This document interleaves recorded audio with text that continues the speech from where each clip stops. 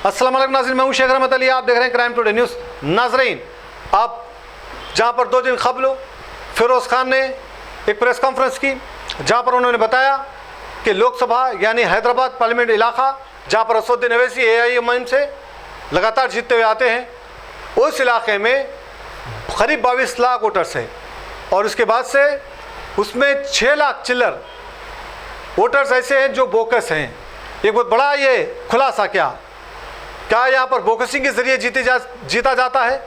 क्योंकि चन्नानगुट्टा, मलकपेट, याकुतपुरा, चार मीनार, बहादुरपुरा, कारवान और गोशा महल ये कॉन्सेंट से आते हैं हैदराबाद पार्लियामेंट के लिए। तो ये इलाके असदुद्दीन अवैसी हमेशा ही जीतते हुए आते हैं। तो बहरहाल सवाल कई है कि असदुद्दीन अवैसी के सामने अब बहुत बड़ा मसला पैदा हो गया है ये बोगस वोटों की वजह से। क्या इलेक्शन से पहले ये बोगस वोटों को कट किया जाएगा? जिस तरह से बोकसिंग होती है हम सुनते हुए आए हैं और हाल ही में भी देखे हैं कि मजलिस पर हमेशा ये इल्ज़ाम लगता रहा कि वो बोकस वोटों से जीतते हैं। अवाम का कोई इसमें वो रुझान नहीं रहता, इसीलिए मजलिस की जानिब से कहीं पर भी अवाम के मसलों को हल नहीं किया जाता, अवाम के कामों को हल नहीं किया जाता। अगर कोई जाते हो तो कहते हैं कि आपने हमको वोट डाला है क्या, इस तरह से बात की जाती है। कई ऐसी शिकायतें हम तक भी आती है। तो इसका मतलब कहीं ना कहीं मजलिस की जानिब से ये कहा जाता है और ये उनके जहन में है कि हमारे जो बोकस वोटर हैं उन्हीं से हमारी कामयाबी है, कोई वोट नहीं डालता। और यही वजह है कि जो वोटर निकल कर जो वोट डालता है वो भी अब पोलिंग बूथ तक नहीं आ रहा है, क्योंकि उन्हें भी ये यकीन हो गया है कि हमारा वोट हमसे पहले डल जाएगा, इसीलिए वो लोग भी बाहर नहीं निकल रहे हैं। इससे आने वाले टाइम में ख़तरनाक मसला हो सकता है, क्योंकि ये जेन्युइन वोटर रहता है। जब आपके बोकसिंग बंद हो जाएगी कहीं ना कहीं तो फिर ये वोटर्स की आपको ज़रूरत पड़ेगी। जब पोलिंग कम होगी तो मसला हो जाएगा। तो ये हर जगह पे ये प्रॉब्लम हुआ है, हर जगह कम परसेंटेज से मजलिस के MLA जीते हैं। अवाम की नाराज़गी का उनको शिकार होना पड़ा। और जिस तरह से ये भी इल्ज़ामात लगते रहे अकबरुद्दीन अवैसी पर, असदुद्दीन अवैसी पर, कि अकबरुद्दीन अवैसी ने JHMC इलेक्शन से पहले कहा था कि जब भी कोई अगर घर बनाता है, कोई करंट का मसला होता है, मीटरों के पर रेड मारा जाता है या फिर पानी का मसला होता है, तो कोई लीडर किसी को परेशान नहीं करे। अगर कोई परेशान करता है, कोई शिकायत मिलती है तो फिर हम उसके ख़िलाफ़ कार्रवाई करेंगे, उनकी खाल खींच लेंगे। लेकिन हुआ क्या, उसके बाद से डबल मसला हो गया। जितना सताया जाता था उससे डबल सताना शुरू कर दिए, लोग परेशान हो गए। ये मामला हुआ है। और जब शिकायत की जाती है तो कोई सुनवाई नहीं होती, कोई कार्रवाई नहीं होती।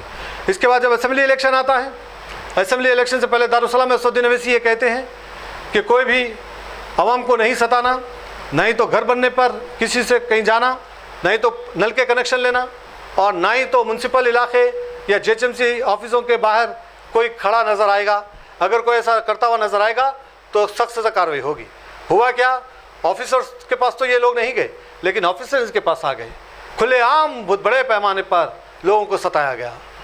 ये शिकायतें हमेशा मिलती रही है मजलिस की जानिब से। मजलिस पर यही इल्ज़ाम है कि मजलिस की जानिब से कोई काम नहीं किया जाता। ड्रेनेज का मसला, पानी का मसला, सड़कों का मसला, कई जगहों पर सड़कें बनाई जाती है लेकिन तकरीबन जगह वैसी ही हालतें हैं। मुकामी लीडर्स को अब जब भी इलेक्शन करीब आता है, जब मुकामी लीडरों को बुलाया जाता है और ये कहा जाता है कि आपकी ज़रिए और आपकी तरफ से हम जीत रहे हैं, इसके बाद से फिर 4 साढ़े 4 साल तक उनको ये छूट दी जाती है कि आप जैसा करना है वैसे करें। तो कुछ कम लीडर्स हैं जो पूरी ईमानदारी से आवाम का ख्याल रखते हैं, लेकिन ज़्यादातर लीडर्स कमाने का काम शुरू कर दिए हैं। एक नया बेरोज़गारों का ये रोज़गार बन गया है लीडरशिप, यही धंधा चल रहा है।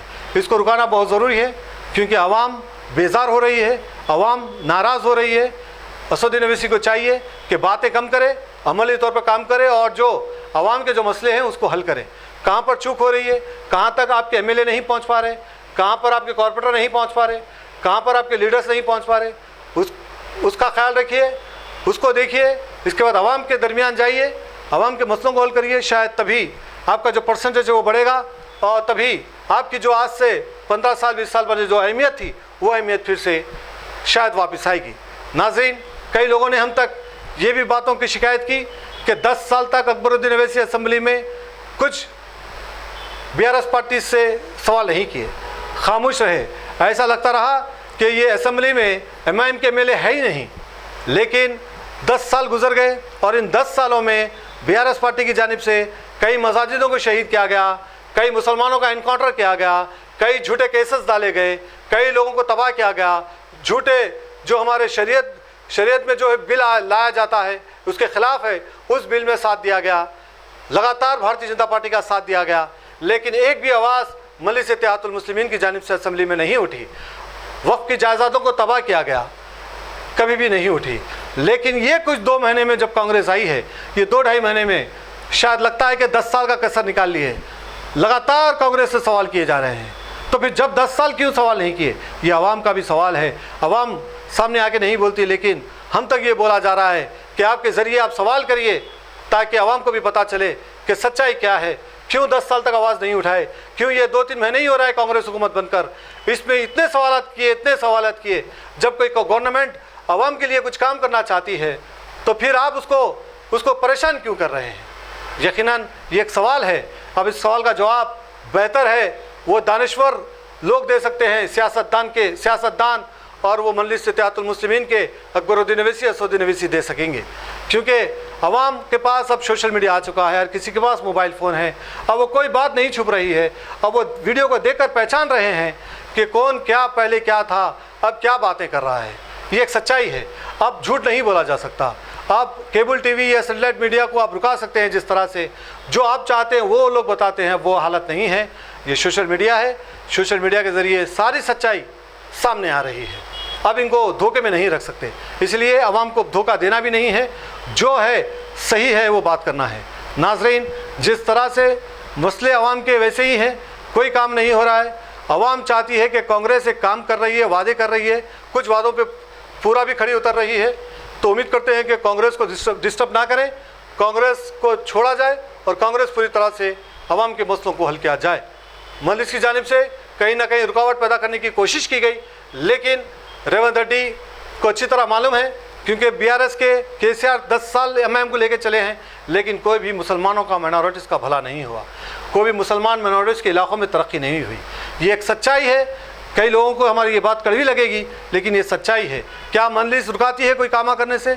मजलिस भी नहीं करती, फिर कोई काम करता है उसको भी करने नहीं देगी, तो फिर मसला हल कैसे होगा? वहीं पर रेवंत रेड्डी ने ये मसला किया कि उनके जो कांग्रेस के जो लीडर्स हैं, जो हारे हुए MLA हैं, जो जीते हुए MLA हैं, तमाम MLA को बजट दिया जा रहा है कि वो उनके इलाके में काम करें, डेवलपमेंट का काम करें। ये एक अच्छी पहल है, ये एक अच्छा काम है। अब यहाँ पर मजलिस का ये भी मसला ख़त्म हो गया कि हमारी नुमाइंदगी पे कांग्रेस ने ये काम किया, हमारी नुमाइंदगी पे कांग्रेस ने ये काम किया। अब नुमाइंदगी भी नहीं बोल सकते, क्योंकि MIM का कुछ वजूद ही नहीं रहा, क्योंकि कांग्रेस को आम लोगों ने जिताया है। क्योंकि असदुद्दीन अवैसी का ये बयान था कि जहाँ पर भी मामू खड़े हैं, मामू को जिताएं, जहाँ मामू नहीं है वहाँ पर मजलिस को जिताएं, कि कांग्रेस को शिकस्त दिलाएं। बड़ी कोशिश की गई, लेकिन आवाम की जानिब से असदुद्दीन अवैसी को अपील को, वो गुजारिश को ठुकराया, नज़रअंदाज किया, और आवाम ने अपने वोटों से, मुसलमान माइनॉरिटी ने खुलकर वोटिंग दी और कांग्रेस को इक़्तिदार में लाया।